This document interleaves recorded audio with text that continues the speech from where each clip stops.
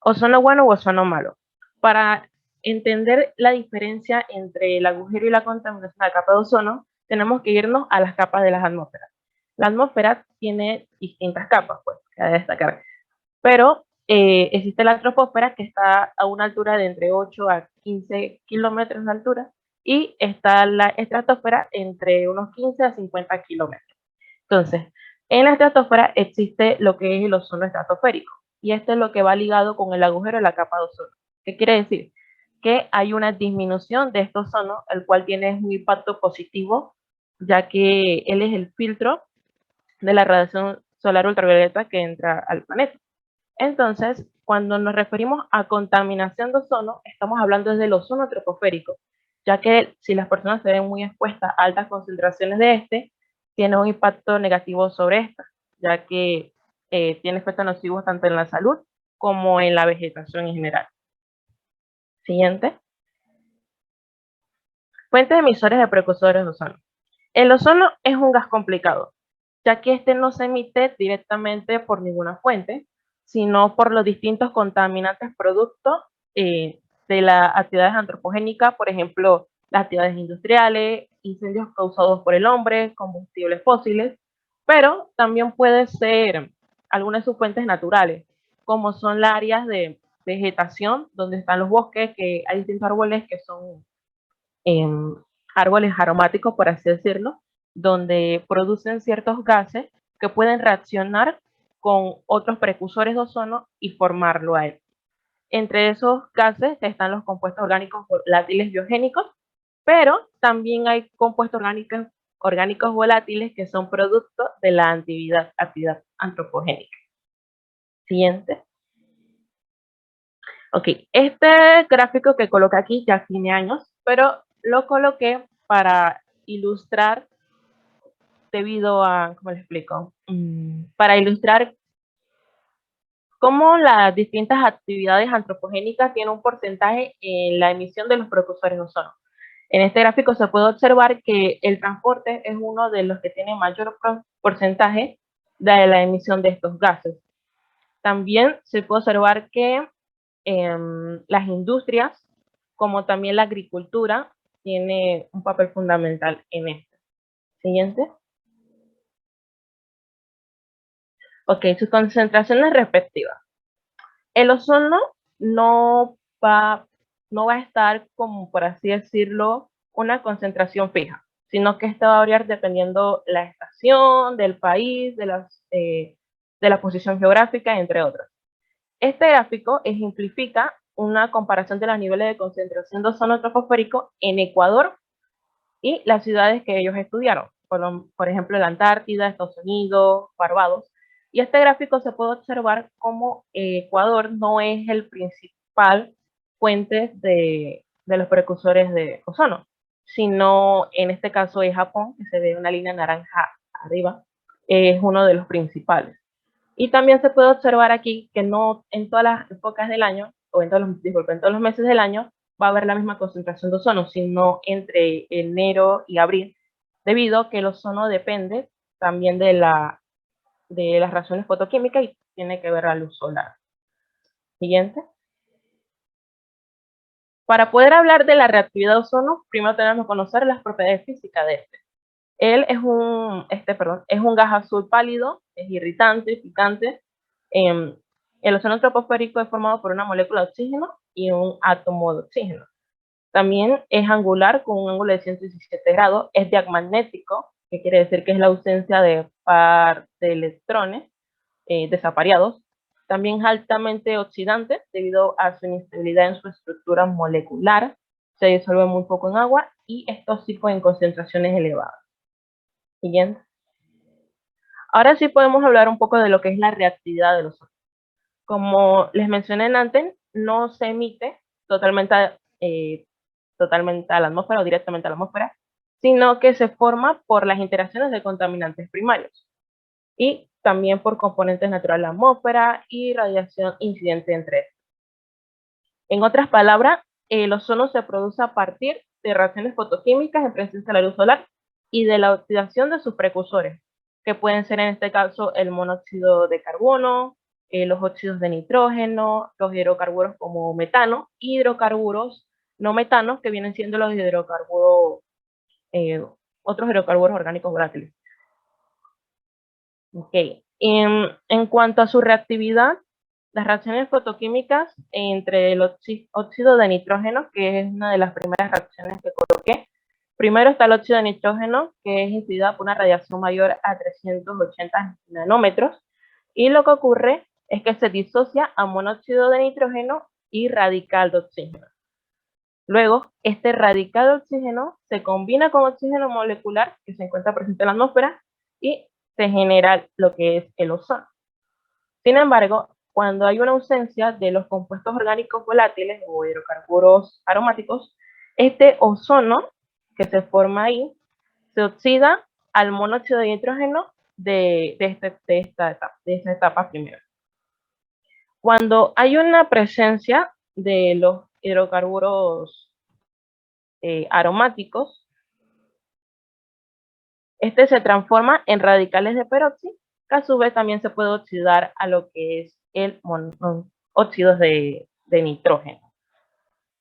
También en esta presentación se puede observar cómo reacciona el óxido de el ozono con, cómo reacciona el monóxido de carbono con el oxígeno molecular y es incidida por un fotón de luz y se puede formar el óxido de carbono y el ozono. También está, como les mencioné, la reacción del metano con nuevamente oxígeno molecular con la presencia de la luz y se forman otros hidrocarburos. Siguiente. Ok. Recalcando algo de la presentación anterior, es que en áreas urbanas el monóxido o el óxido de nitrógeno es elevado debido a las altas emisiones de ese lugar. También la formación de ozono se ve limitado, en ese caso, por compuestos orgánicos volátiles, ya que la supresión local de ozono de concentraciones se ve contrarrestada. Bueno, en cuanto al tiempo de residencia atmosférica, es posible también clasificar pues, los componentes teniendo en cuenta su tiempo de permanencia de estos gases. En el caso del ozono, su tiempo de residencia, según esta tabla tomada del libro de Orozco, de contaminación ambiental, es de 2 años el tiempo de permanencia del ozono en la atmósfera. Pero esto puede variar según la estación, el clima, entre otros factores. Siguiente. Ok, niveles permitidos por la legislación nacional e internacional. En los últimos años se estudiaron una serie cronológica que demostraron que altas concentraciones de ozono producen efectos en la salud. Entonces se tenía que era 120 lo que podía ser permitido de concentración de ozono. Sin embargo, se realizaron distintas pruebas en laboratorios y en campo y se observó que esto aún afectaba al ser humano. Entonces se bajó un poco la concentración de ozono permitido a 100, que es la actualmente según la OMS de la guía del 2005. Entonces, se considera que cuando estas concentraciones duran 8 horas y son superiores a 240, es obvio, por así decirlo, que tiene efectos nocivos para la salud. Siguiente. Siguiente. Ok, el artículo que encontré sobre el monitoreo de ozono fue este que tiene como título Distribución espacial de concentraciones de, en este caso, de óxidos de azufre, dióxido de azufre, óxidos de nitrógeno y ozono en el aire en ambiente de Manizales. Yo solo me enfocaré en la parte que ellos monitorearon el ozono porque este es el foco de esta presentación. Ellos lo que hicieron fue determinar los perfiles espaciales de la concentración del aire de dióxido de azufre de estos compuestos mediante el uso de lo que son muestradores pasivos en esta ciudad. Este estudio lo realizaron para establecer una línea base pues, de la concentración de estos contaminantes y analizar la influencia de las fuentes locales de emisión, que podrían ser, en ese caso, porque había un volcán cerca, fuentes naturales o fuentes antrópicas. En la primera imagen, en la figura 9, se ven las áreas de estudios y la ubicación de los monitoreos espacios que colocaron. Y en la figura 10 se observa lo que consiste en el monitoreo pasivo, por así decirlo, el equipo. Siguiente. Okay. Estas mediciones se realizaron en 12 puntos, tanto en área urbana como rural, y consideraron también la dirección del viento. Entre los resultados obtenidos, observaron que la concentración de ozono se veía mayor en la área rural debido a las distintas emisiones de sus precursores por las fuentes antropogénicas. Sin embargo, en la área residencial también tenía una alta concentración. En el gráfico de abajo se observa la variación temporal de concentración de ozono, donde nuevamente el rural presenta una mayor concentración. Siguiente.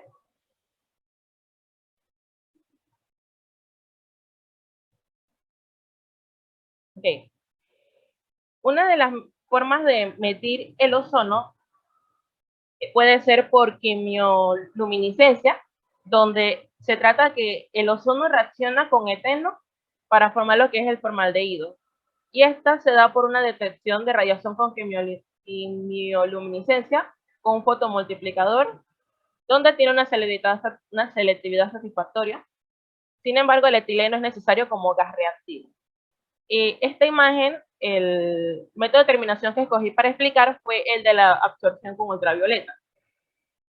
Este procedimiento consiste en que la luz ultravioleta de un volumen de gas que contiene ozono experimenta una disminución de su intensidad. Entonces, la relación matemática que regula los cambios es lo que conocemos y vimos en materias anteriores, la ley de Lambert-Beer, donde va a depender tanto del medio como de la concentración, y así vamos a determinar la concentración de ozono.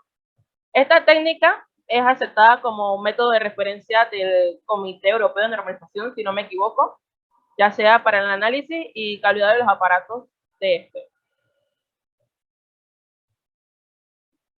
Siguiente. Conclusión. Disculpen si voy rápido, es que está lloviendo muy duro acá y no escucho.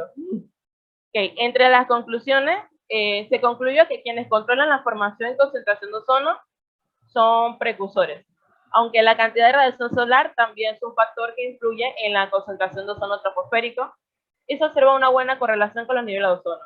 También no es lo único que influye en su formación, ya que es necesario poder medir los demás precursores y entender su fuente e influencia. Al igual, su concentración no solamente está influenciada por la población de un sector, sino también de la radiación reportada, aunque pueden haber distintos factores que pueden alterar, como la densidad poblacional, las corrientes de aire, la topografía, la altitud. De igual manera, se debe seguir mejorando el monitoreo tanto de gases como de partículas atmosféricas para tener una incertidumbre sobre la calidad del aire que respiramos, y de esta manera generar leyes que permitan reducir las emisiones de estos contaminantes.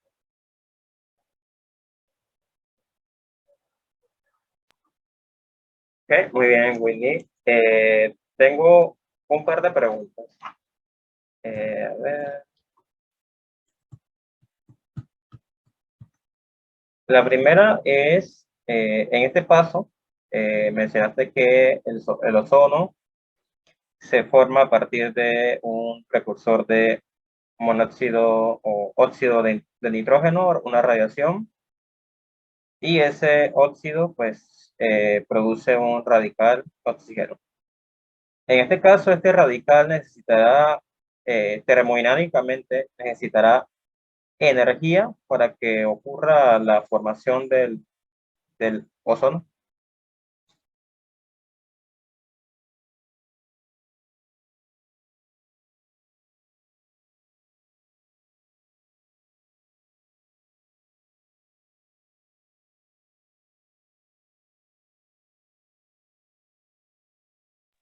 Bueno, no sé si me escucha, pero sí, va a necesitar de un catalizador en este paso.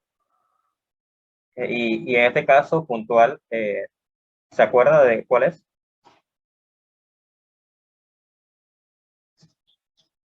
Bueno, había leído que podía ser el nitrógeno gaseoso, alguno de los gases pues, que está presente en la atmósfera. Ok. Bien. La siguiente creo que sería más bien una corrección.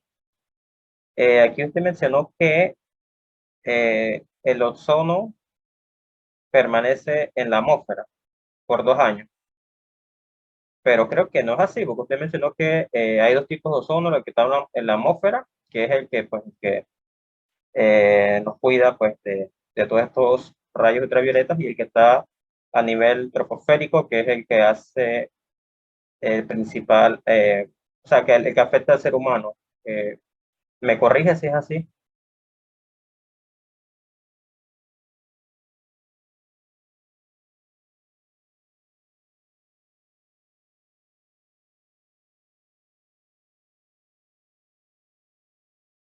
Sí, es así como usted menciona. Ok, sí. Y bueno, ya la última sería, este es un método entonces destructivo, el método de medición de ozono.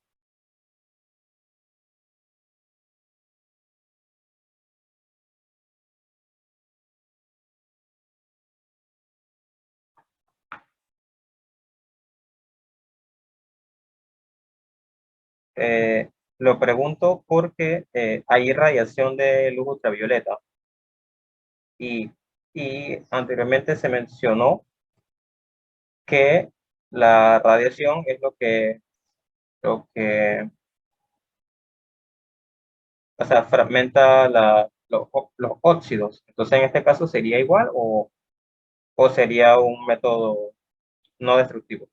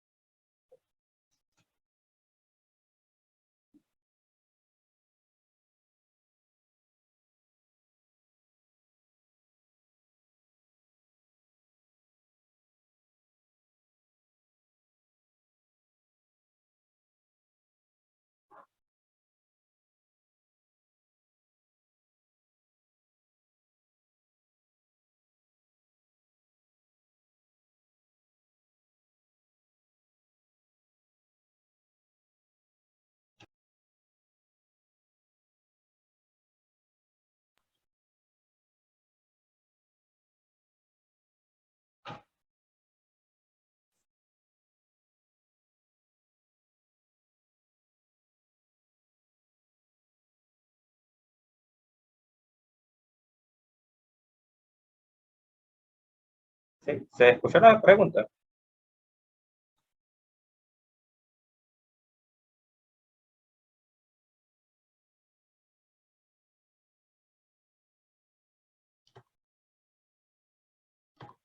La pregunta va ligada a la medición de ozono, y es si esta medición es destructiva o no destructiva.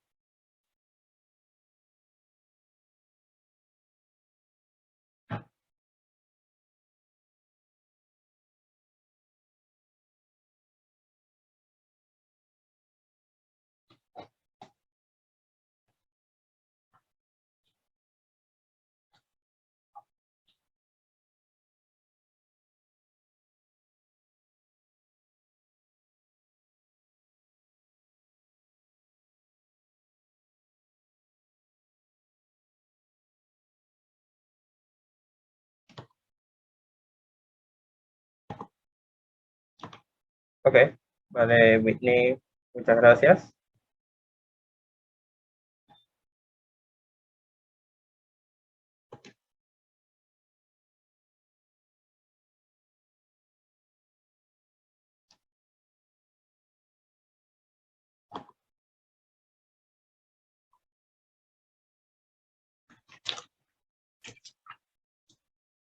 Déjame pasar listo.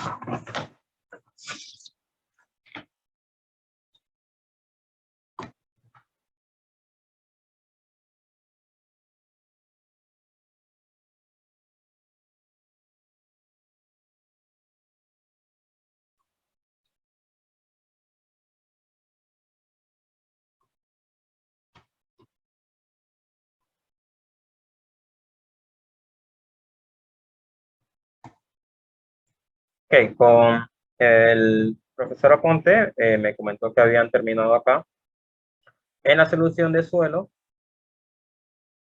y pues vemos que esta parte está constituida por una fina película acuosa que rodea las partículas del suelo. Es importante esta solución de suelo porque actúa de intermediario entre la litósfera y los organismos vivos. O sea que es allí donde hay un intercambio, pues,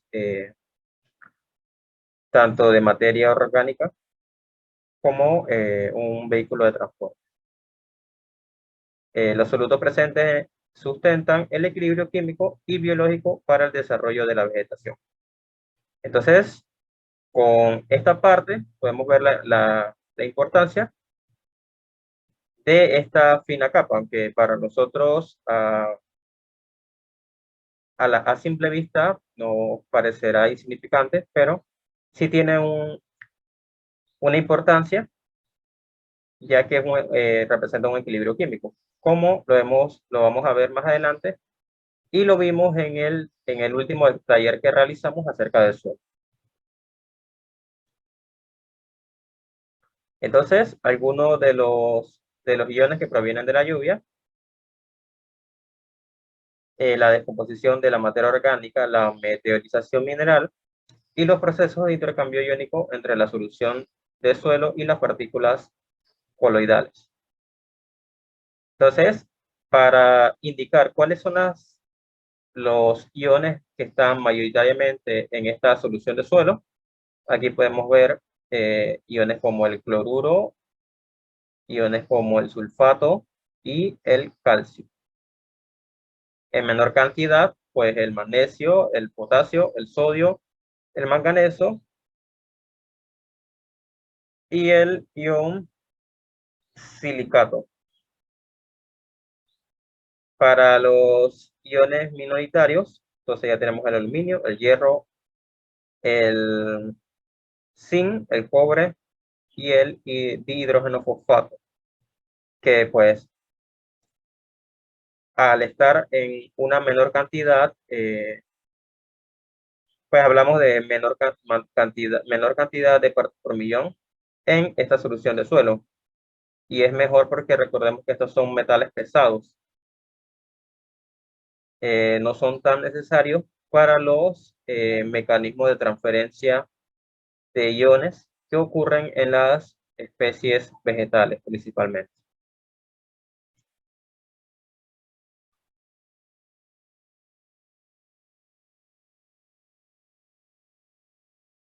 Ahora bien, para hablar un poco acerca de la composición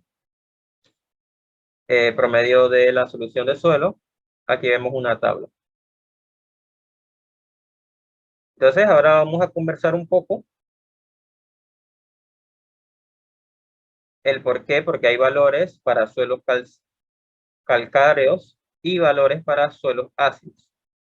Entonces, vamos a conversar un poco acerca de por qué varía estos valores por lo menos en estos ejemplos de suelo. Por lo menos en el calcio vemos que el rango de valores en miligramos por litro es de 0,40 a 112. Pero los valores en suelos calcáreos vemos que son de 15 miligramos por litro, pero en cambio para valores de suelos ácidos tenemos un valor de 3. Entonces, principalmente, ¿a qué ustedes piensan que se debe este cambio? Este cambio en los rangos, en los valores del calcio en estos dos tipos de suelo.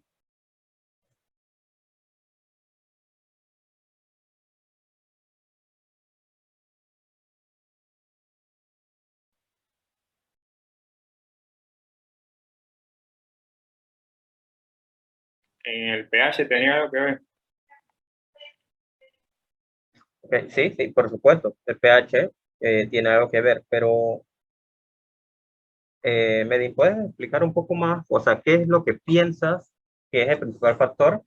Porque aquí vemos claramente que para suelos ácidos, pues es una menor cantidad que hay disponible de calcio. Entonces, ¿por qué el calcio eh, está presente en menor proporción en suelos ácidos?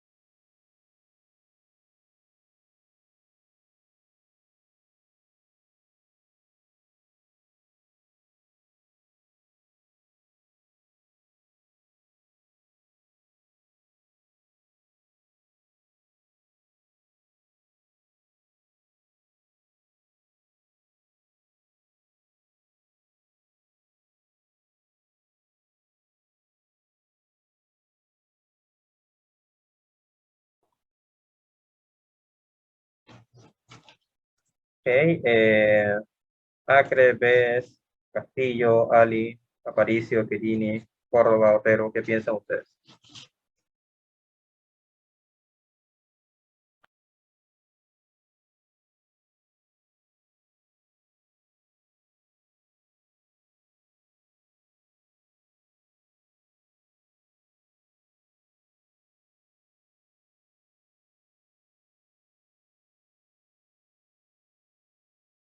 Bueno, yo pensaría, viendo la tabla, creo que todos los nutrientes o los elementos bajan su, su rango en suelos ácidos, excepto el fósforo.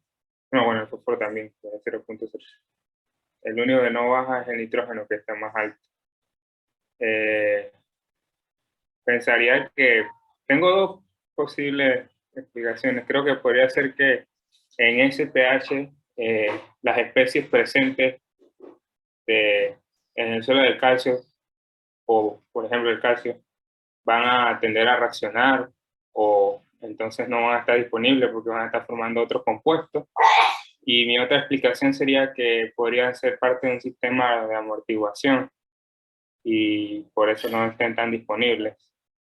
Son las dos teorías que tendría de por qué ocurre eso. Ok, gracias, Medin. O sea, puede ser efectivamente cualquiera de las dos, pero si nos, o sea, estas especies, generalmente cuando hablamos de especies de calcio presentes en el suelo, ¿de qué especie estamos hablando?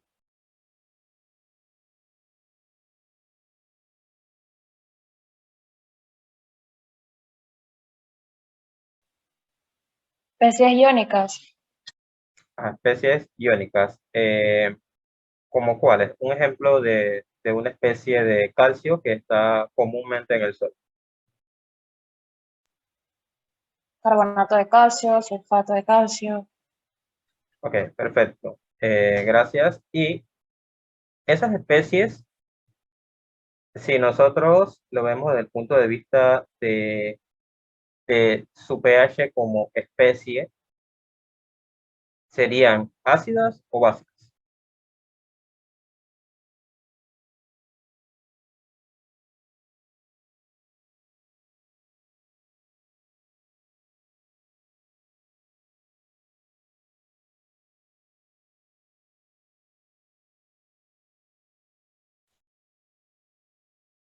Bien, cambié la pregunta. Vamos a ver los ejemplos. Si vemos en esta tabla, calcio, magnesio, potasio y sodio. ¿Qué tienen en común estos iones? Son cationes.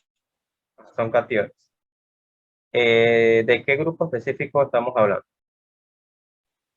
De los alcalinos y alcalinos térreos. Ok, entonces, si usted toma eso en cuenta y lo compara con respecto a los valores, ¿estaría de acuerdo? ¿Estaría desacuerdo con esta tabla?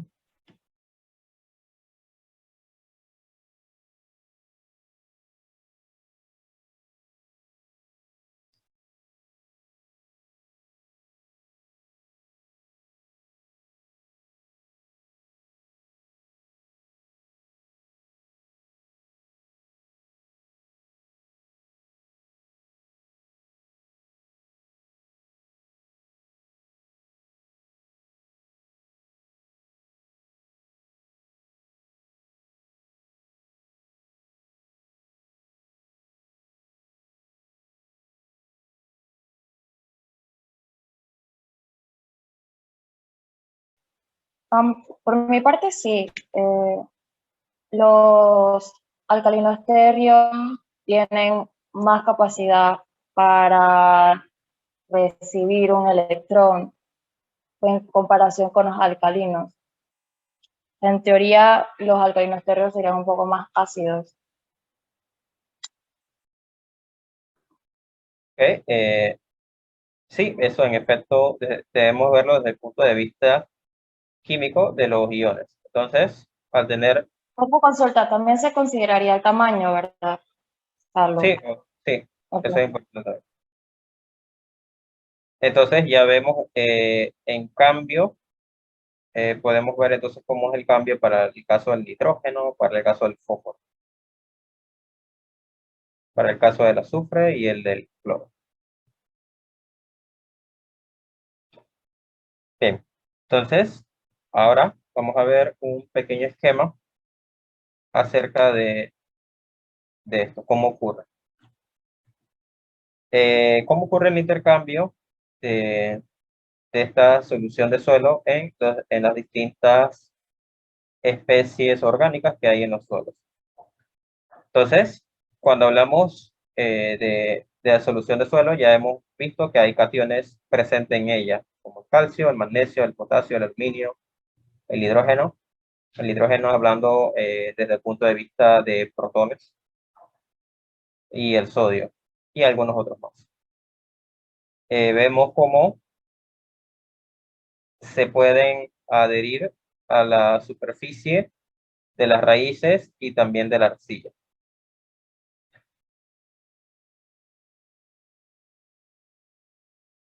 Ahora bien, esta representación sería importante dentro de la vida de los organismos vegetales.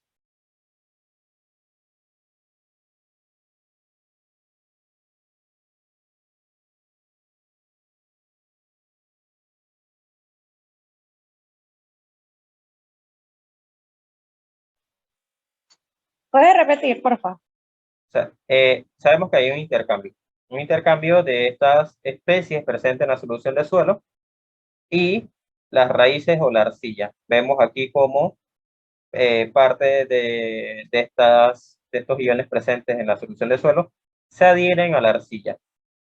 Pero en el caso de las raíces, ¿qué ocurre? Se adhieren, se absorben.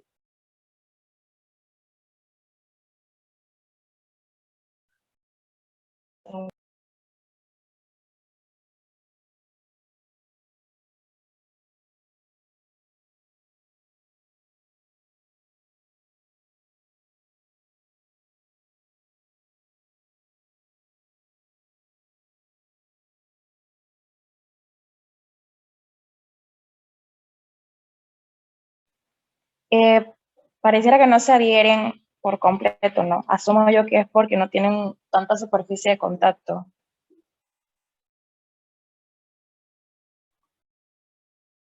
Ok, cuando vamos a ponerlo desde el punto de vista de la agronomía, cuando nosotros hablamos, cuando nosotros hablamos de que una planta necesita potasio, de que necesita calcio, pero todo eso en proporciones definidas, porque si no, la hoja se pone o muy amarilla o el tronco se seca un poco. O sea, esos iones, ¿de dónde a dónde pasan? ¿O de dónde la planta los absorbe?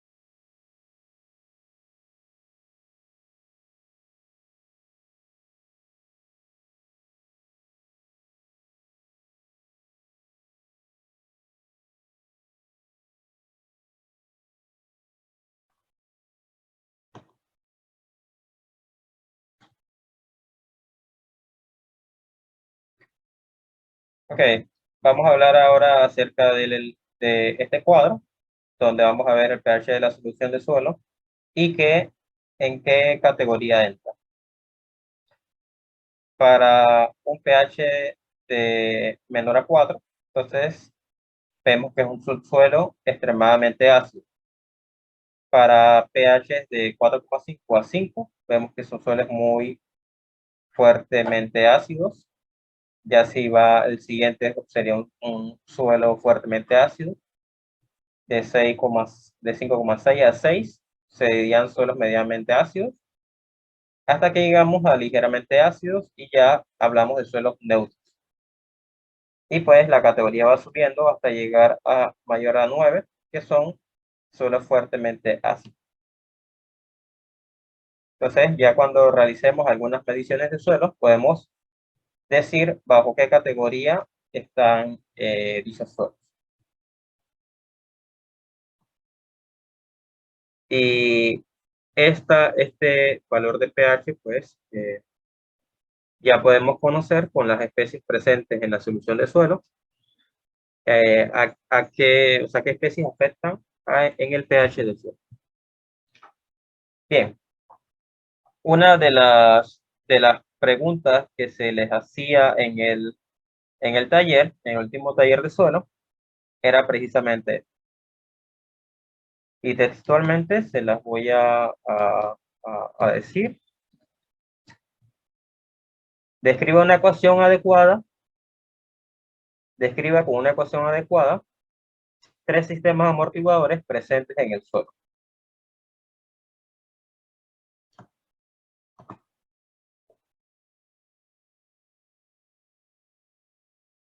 Ya, entonces, para la ecuación número 1, vamos a hablar de los suelos calcáreos, es decir, que son suelos que su pH es mayor a 7. Vemos principalmente, nos encontramos con las especies básicas, en este caso como el carbonato de calcio, que reacciona con los protones que hay en la solución de suelo, para producir entonces el ion hidrógeno carbonato. Y entonces aquí es donde entran los iones calcio. Entonces aquí vemos como el poder amortiguador para estas especies de suelo calcáreos. Por intercambio con cationes de los sitios de intercambio en arcillas y humus. Ya con el profesor Aponte habían conversado acerca de esta especie de humus, que no es la especie pues, que se come, sino una especie que hay en los suelos. Entonces, estos pHs van entre 5,5 y 7. Y aquí vemos, esto es algo bastante complejo, ya que en una especie donde hay protones en el medio, van a haber estos cationes, en el caso del calcio, que van a estar unidos a un mineral. Estas tres rayitas representan el mineral. Pues así se representa porque es una estructura bastante compleja. Y vemos entonces cómo ocurre el intercambio. Ya el mineral no va a estar unido al calcio, sino que va a haber un desplazamiento y entonces el calcio va a ir a la solución de suelo.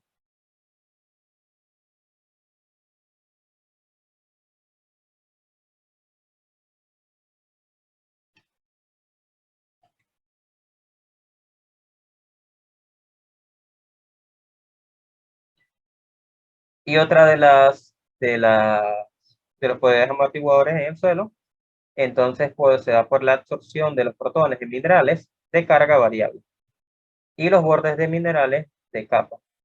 Es decir, cuando su pH, el pH es menor a 5,5. Aquí vemos entonces especies donde hay protones en el medio. Hay más protones en el medio, pero también hay algunas especies de hidróxido de aluminio. Y pues esta especie de estos hidróxidos están unidos al aluminio, pues reaccionan con este protón para entonces dar, esto se le puede llamar una hidratación del metal aluminio en este caso. Y aquí pues va a pasar de una carga negativa a estar cargado positivamente. Este mecanismo conduce a la disolución del mineral. Entonces, ya aquí vemos cómo ocurre la dilución del mineral. Ya entonces, cuando reacciona con N protones, entonces ya se forma el agua y entra en la disolución el mineral, en este caso, un mineral que contenga aluminio.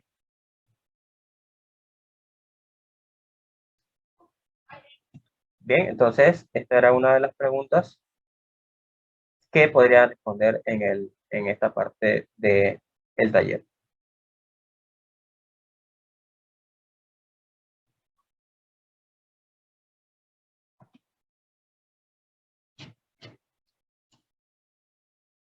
Bien, entonces, ya hemos visto acerca de qué iones están presentes en la solución de suelo.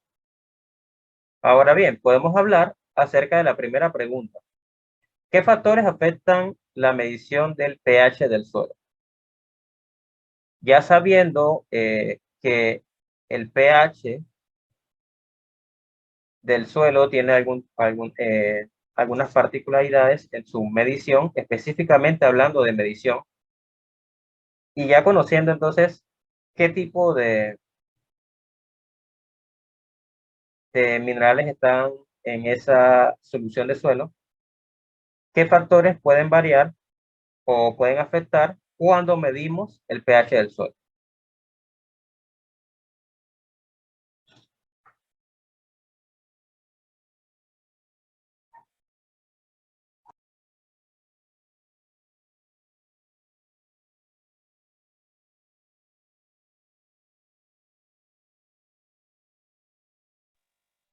Las precipitaciones, fertilizantes amonacales, lluvia ácida, la oxidación de sulfuros de hierro en los pirolíticos, también la absorción de cationes, la meteorización de los minerales y la descomposición de la materia orgánica también puede afectar el pH del suelo.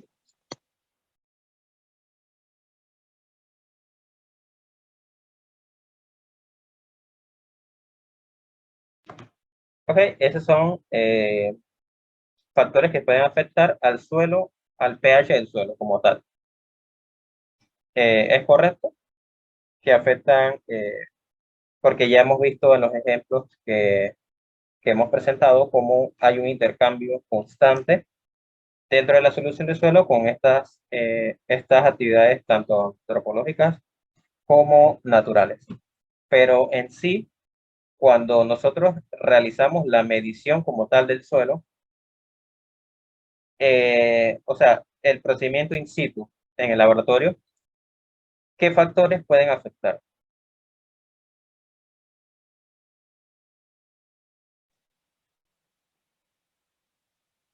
Las proporciones, que el tomar una muestra en sitio y medir un pH necesitas añadirle agua, ¿no? Y garantizar que la proporción es constante o mantenerla, porque al agregarle agua a un suelo, pues se pueden disolver los cationes o iones presentes y eso puede alterar el pH también. Es muy difícil. Y más porque hay muchas variaciones. Ok, por ahí, precisamente por ese tema, es donde va el sentido de la pregunta. O sea, generalmente nosotros añadimos algún medio para realizar la lectura. Claro, si nosotros podemos hacer la lectura con un papel de estos, papel pH, no, no es, no sería una forma correcta de medir, por lo menos para estudios, el suelo. Y generalmente nosotros añadimos agua destilada. O sea, como bien menciona, estos iones pues se pueden disolver en esa disolución que se forma. Pero además de agua, ¿qué otro medio se puede utilizar para realizar esta medición sin que se afecte esa medición de pH?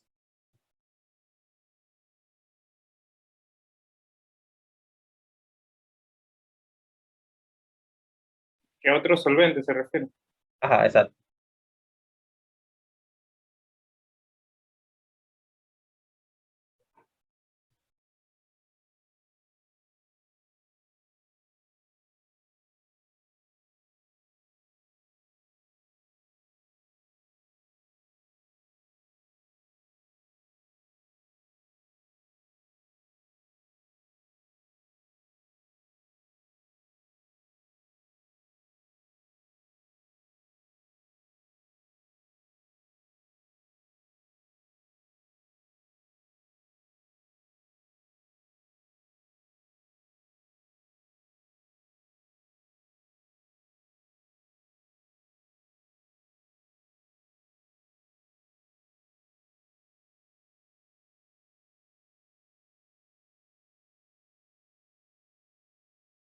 Bueno, aquí investigando un poco me salieron que se utilizan solventes como cloruro de potasio y cloruro de calcio,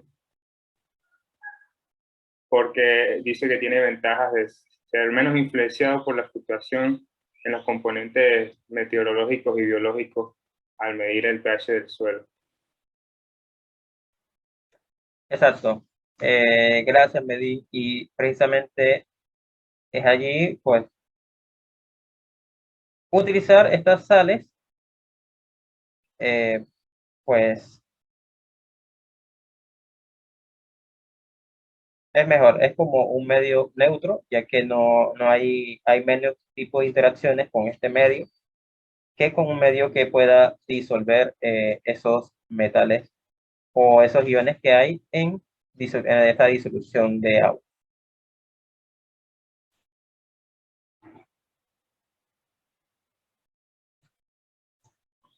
Entonces, generalmente hay estudios en donde, por lo menos en Europa, se usa una proporción donde se toma una parte de este suelo y se añade a una solución pues ya de estas sales. Una parte del suelo con 5, por lo menos en Europa, si hablamos de Europa. Si hablamos de los Estados Unidos, entonces realizan la medición de 1 a 1. Entonces, estas podían variar, pero lo importante es ver por qué utilizar este tipo de sales. Eh, Así que, bueno, esta parte sería importante y es a lo que iba la pregunta con respecto a la medición in situ, digo, en un laboratorio para estos pH de suelo.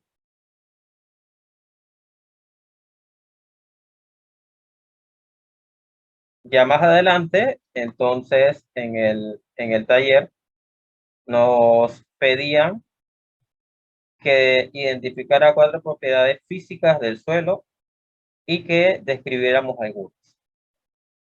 ¿Cuál ustedes, la mayoría puso muchas similares, pero sí me gustaría que mencionaran algunas y que la describieran?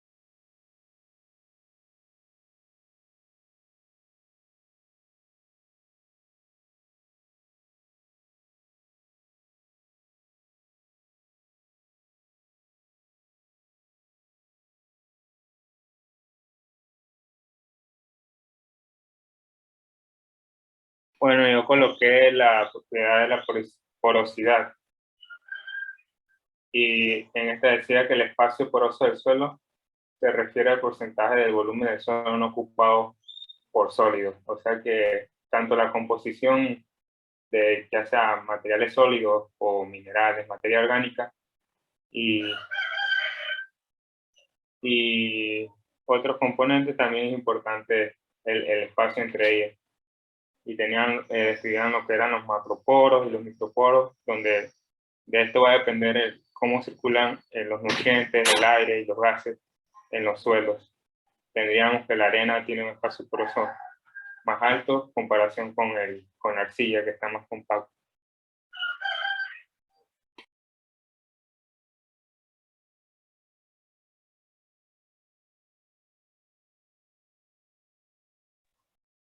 Ok, Medin, se me desconectó el internet y no me pude escuchar la primera parte. Yo describía lo que era la propiedad de la porosidad Ah, ok, listo. y cómo era importante no solo la presencia de la materia como tal, sino también los espacios vacíos. Exactamente. Importante y la mayoría usa en efecto la porosidad como una de las propiedades de los suelos.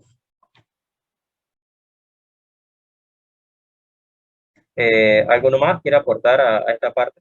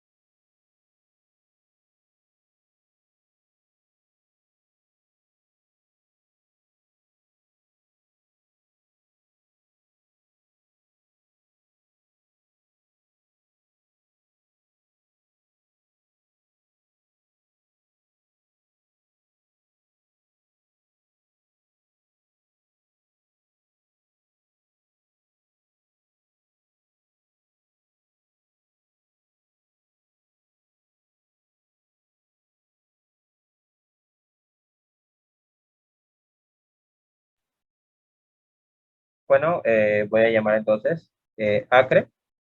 ¿Usted qué puso dentro de las propiedades físicas del suelo?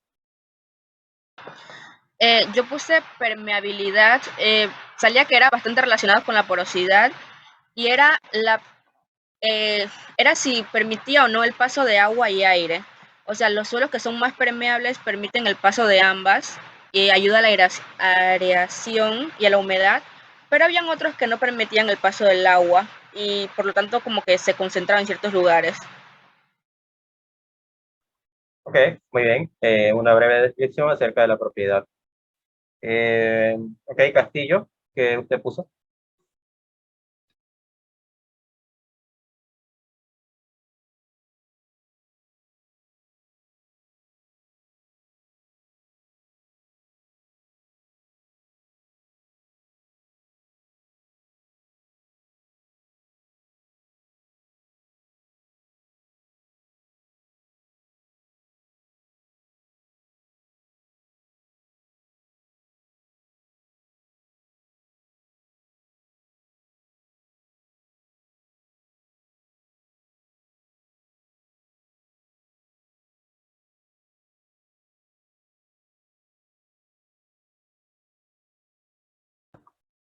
Ok, gracias. Y Ali, ¿usted qué puso dentro de esas propiedades?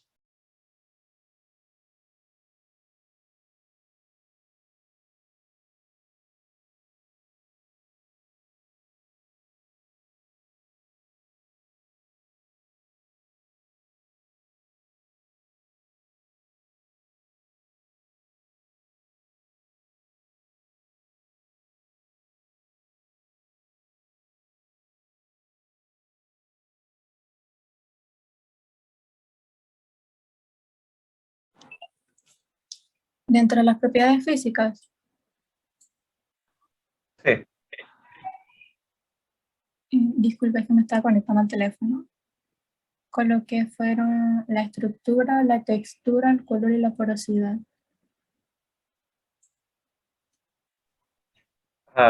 ¿Puede escribir alguna de las que no se han descrito sus compañeros? Creo que lo que no han descrito es el color, no.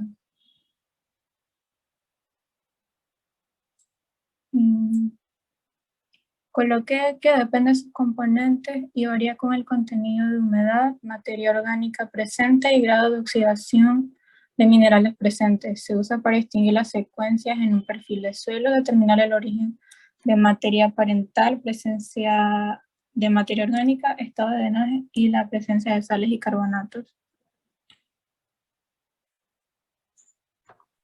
Ok, gracias. Y vamos a ver, entonces ya, bueno, el lado de las ilustraciones, pues sabían que tendrían que ir ligado a lo que es la parte química como tal de esta propiedad. Ok, entonces la siguiente pregunta sería, ¿qué información cualitativa y cuantitativa podemos observar del triángulo de clasificación de los suelos? Entonces se nos ponía, a ver, déjenme compartirles.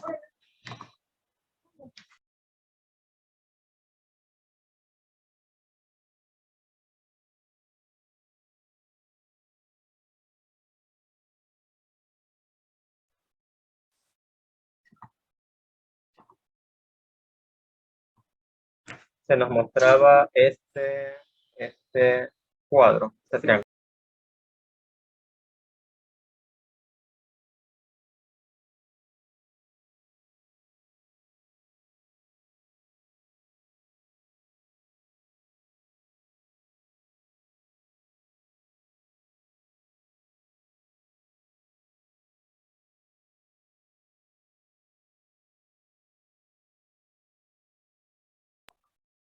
Ok, este triángulo, ¿qué información nos podría dar?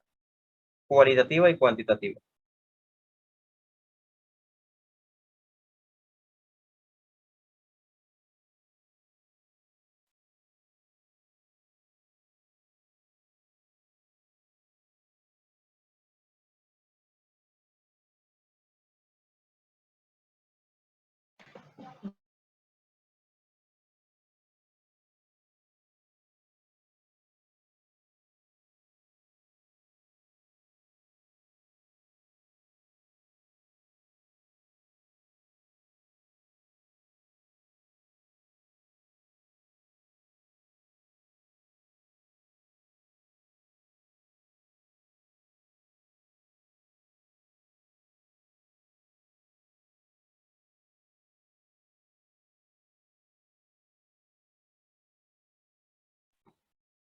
A ver, aparece usted qué información podría sacar del triángulo si hablamos cuantitativamente. Cuantitativamente. Yo entendí que cuantitativamente podíamos sacar la proporción que había de arcilla, arena y limo. Y cualitativamente sería entonces, en base a esa proporción, la textura que tendría el suelo. Ok, muy bien. Y pues aquí podemos ver, en el caso en el ejemplo que vemos acá, si es 30-30, entonces sería 40% de limo.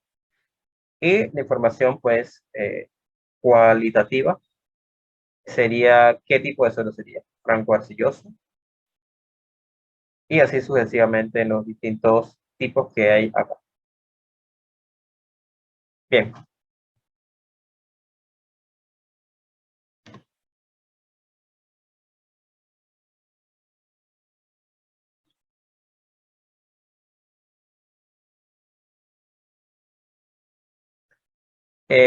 Además de la información de qué porcentaje tiene, etcétera, y qué tipo de suelo es, ustedes pudieran describir, por lo menos cuantitativamente, otro aspecto de estos suelos dentro del triángulo.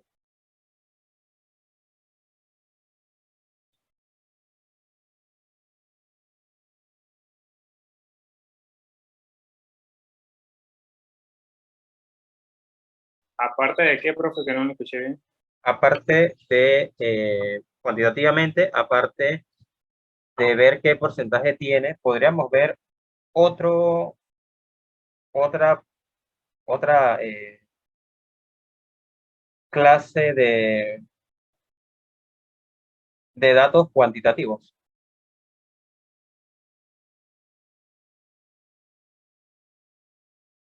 Bien, Tiffany lo mencionó. Ella mencionó textura. ¿La textura a qué va ligado?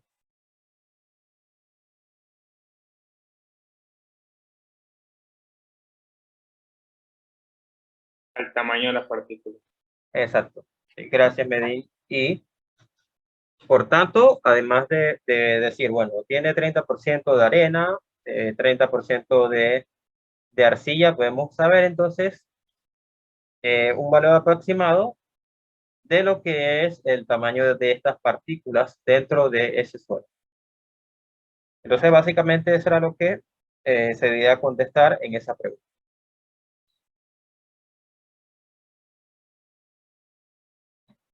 Ya, la siguiente entonces nos hablaba acerca de explicar con un esquema o dibujo el modelo de la doble capa difusa de los coloides y del suelo. En este caso, ustedes tienen la opción ahorita de poder enseñar uno y explicarlo de cómo ustedes lo representaron o hacer una breve descripción para que todos podamos entonces ilustrarnos acerca de este modelo de doble capa difusa.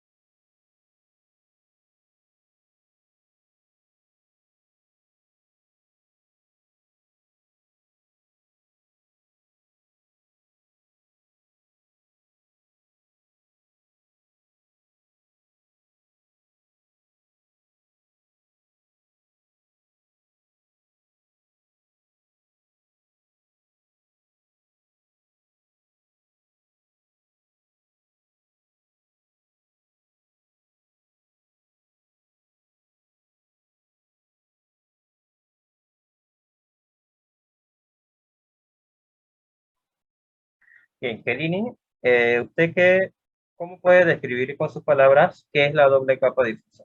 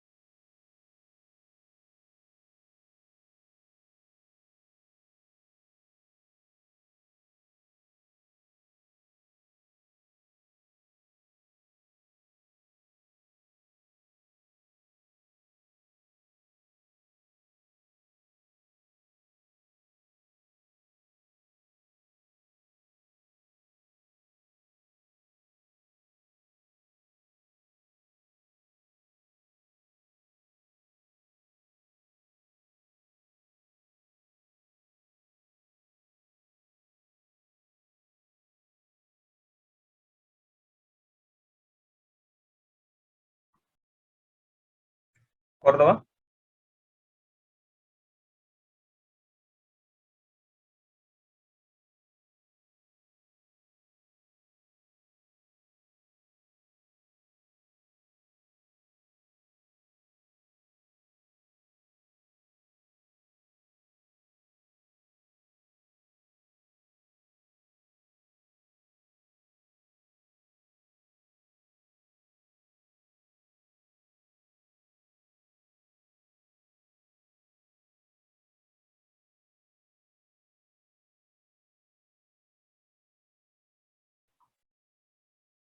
¿Otero?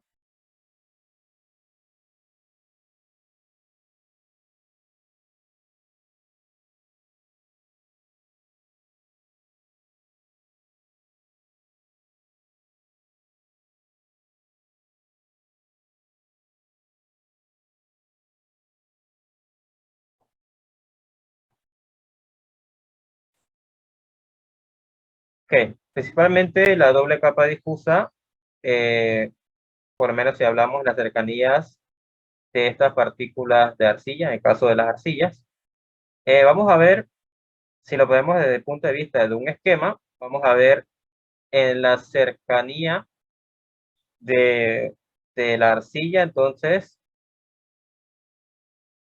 estas partículas de arcillas con cargas negativas. Entonces, para eso vamos a ver moléculas entonces de agua cercanas a esta capa y vamos a ver cómo interactúan con esas partículas cargadas negativamente en la superficie de la arcilla. Entonces, en la fase líquida, alrededor de las partículas de la arcilla se forma una concentración de cationes y de agua que, como sabemos, tiene un momento dipolar, formando lo que se conoce entonces la doble capa difusa. En esta doble capa, entonces coexiste una elevada concentración de cationes y de aniones en las cercanías de la lámina de, por lo menos en este caso, de la arcilla. Y que va perdiendo concentración a medida que se aleja de ella. Entonces, a la cercanía de esta muestra de arcilla, va a haber una elevada concentración de cationes y de aniones. Y ya pues, a medida que vamos alejándonos de esa superficie, entonces vamos perdiendo esa alta concentración para estas especies.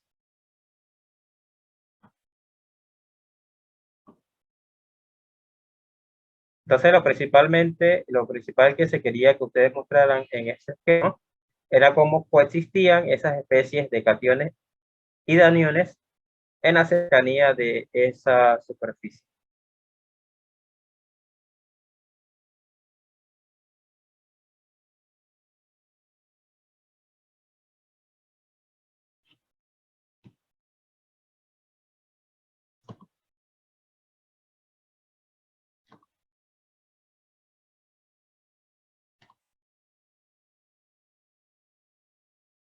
Bien, ya una vez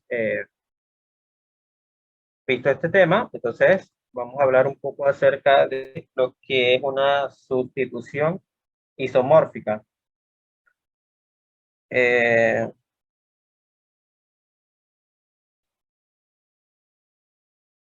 Bien, Acre, ¿puede leer el texto que está acá?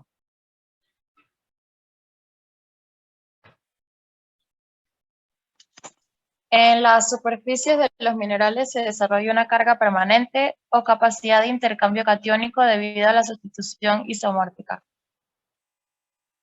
Es la sustitución de un elemento por otro en los cristales iónicos sin cambiar su estructura. Debe existir de 10 a 15% de diferencia en los radios iónicos y tiene lugar durante la cristalización y no está sujeta a un cambio sustancial posteriormente.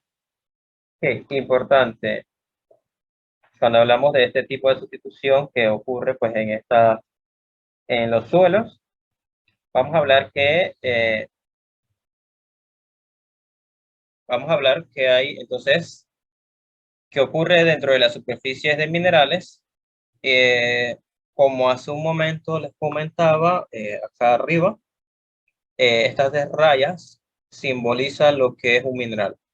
Entonces se simboliza así debido a la complejidad del mineral, de la estructura. Entonces, para ver este tipo de sustitución, hay que tomar en cuenta algunos aspectos.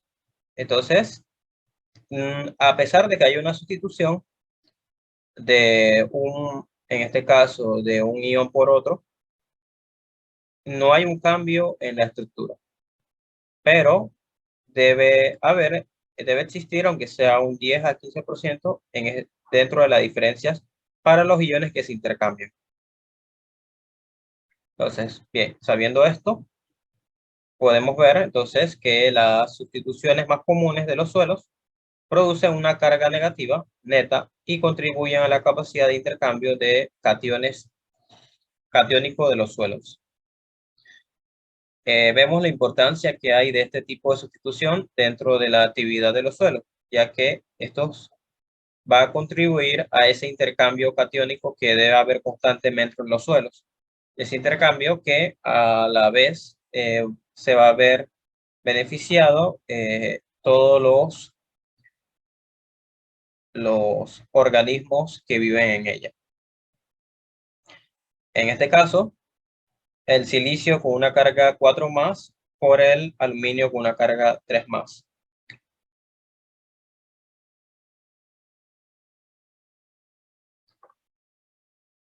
Entonces aquí vemos algunas de las coordinaciones más comunes que hay dentro de este tipo de sustitución isomórfica.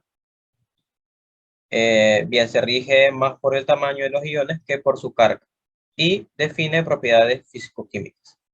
Entonces, además de existir este cambio o esta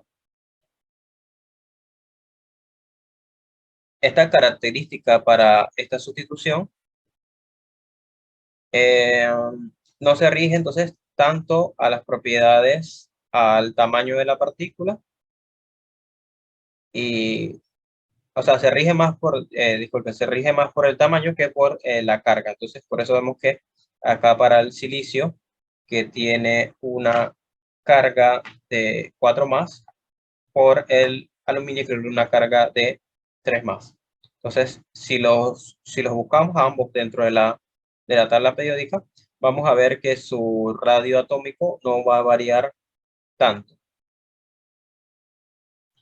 Ahora vamos a ver entonces una imagen que nos va a decir o a ilustrar más bien de cómo es ese tipo de intercambio de una molécula de silicio por un ion de silicio por un ion de magnesio más 2. Esto ocurre, recordemos, dentro de un mineral.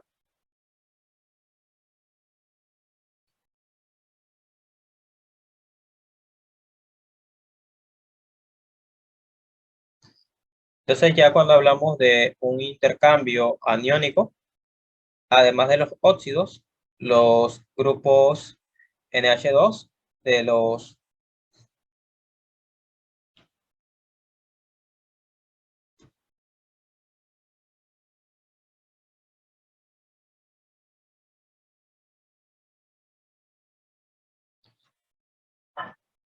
además de los grupos óxidos, para estos grupos de NH2, para estas especies que están hidrogenadas, también producen coloides con una carga positiva y que permiten un intercambio aniónico.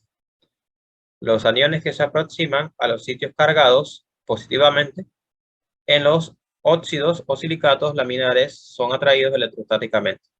Absorción no específica. Cuando hablamos de una atracción electrostática, este es un tema que hemos visto o vemos mucho en la química general. Como son aniones, estos se aproximan hacia donde hay una carga positiva. Entonces, este tipo de interacción que hay entre los óxidos o silicatos laminares le llamamos pues una atracción electrostática. No es una absorción, ya que no entra dentro de la estructura, sino que es una atracción electrostática, es decir, que ocurre en la superficie de estos minerales. Los iones, en este caso los aniones, cloruros, nitratos y sulfatos, se consideran absorbidos no específicamente.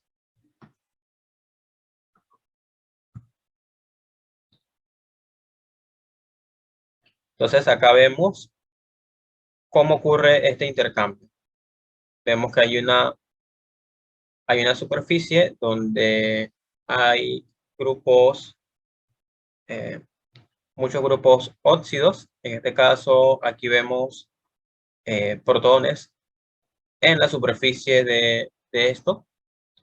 Y vemos cómo hay diferentes aniones o iones en la solución. Entonces acá vemos en el caso específico de si hablamos de una superficie del suelo, tenemos en la superficie nitratos, en solución tenemos sulfatos, y entonces ya cuando hay el equilibrio, hay un equilibrio entre una absorción no específica del sulfato en los suelos y queda pues ese nitrato en solución. Entonces, estas son reacciones de aniones no específicos en una interfase sólido-solución. Primero se muestra la absorción y luego el intercambio aniónico.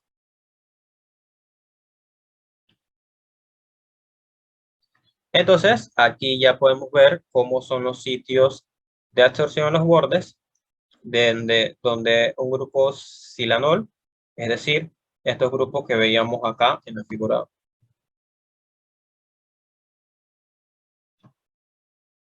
Es el sitio más probable para absorber cationes, siempre y cuando sea un pH menor a 7.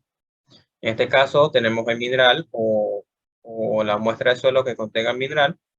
En la superficie tiene estos grupos silicatos unidos a un grupo OH. Y entonces va a ocurrir la reacción donde se va a desprotonar esa superficie. Y luego entonces va a venir una especie de un metal. En este caso puede ser un metal que esté hidratado. Y va a absorberse en esta superficie del silanol. Estos cationes son intercambiables, entonces recordemos que no solamente puede quedar esto en la superficie, sino que puede ser intercambiable en las distintas iones que hay en disolución.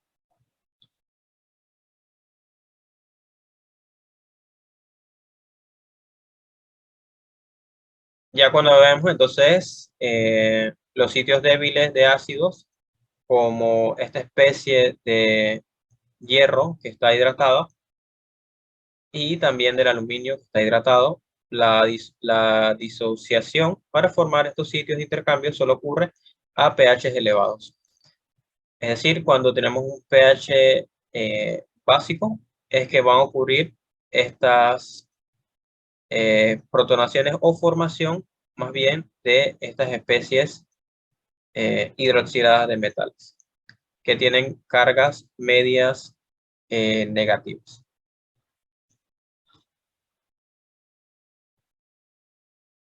Bien, entonces ya hemos visto algunas de las partes, algunos tipos de interacciones que hay entre estos cationes y las distintas partes del suelo y cómo pueden ocurrir por absorción o por un intercambio aniónico. Bien, entonces vamos a terminar esta tarde hasta este punto, ya habiendo discutido el último taller de suelo y adelantando un poco acerca de este tipo de interacciones que hay en la solución de suelo.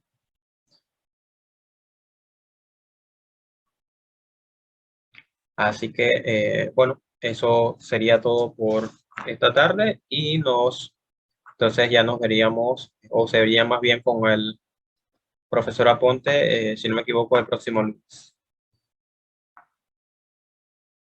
Ok, profe, nos vemos. Ok, nos vemos. Hasta luego.